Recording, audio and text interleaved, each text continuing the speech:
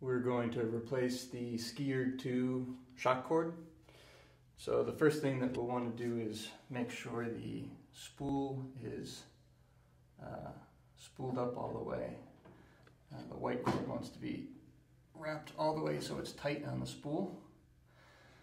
And then we take the replacement bungee cord, we send one end up through one of the two holes in the top cap here. And you send it up through the top and then down the other hole. And then you pull the slack out and tie a single overhand knot. And just pull that tight with keeping as little tail as possible. And pull that tight against the frame.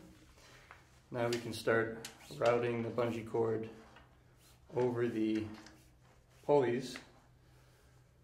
So we'll send it down behind the spool and down on the left side of the left-hand pulley, and then up the right side of the left-hand pulley. We bring it all the way up, and we go up on the left-hand side of the left-hand pulley and down the right-hand side of the left-hand pulley. Then we bring the cord back down behind the spool, and we'll pull it all the way through. Now we go down on the left-hand side of the right-hand pulley and up on the right-hand side of the right-hand pulley. And pull that all the way through.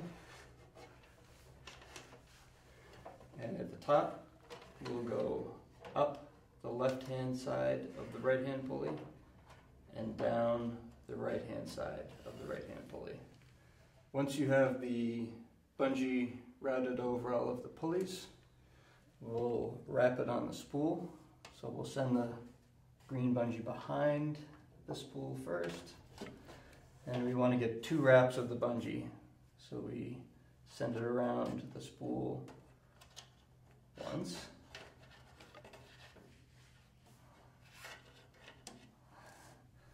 and then a second time.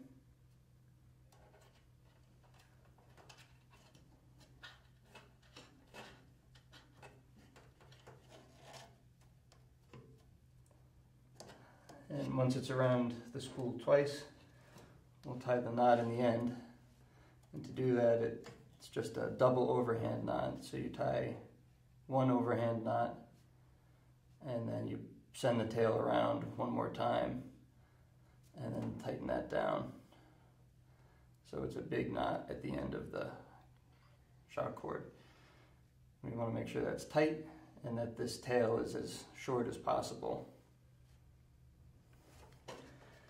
And once we have the knot, we can slip it into the slot in the end of the spool and tuck the knot underneath, and then let go.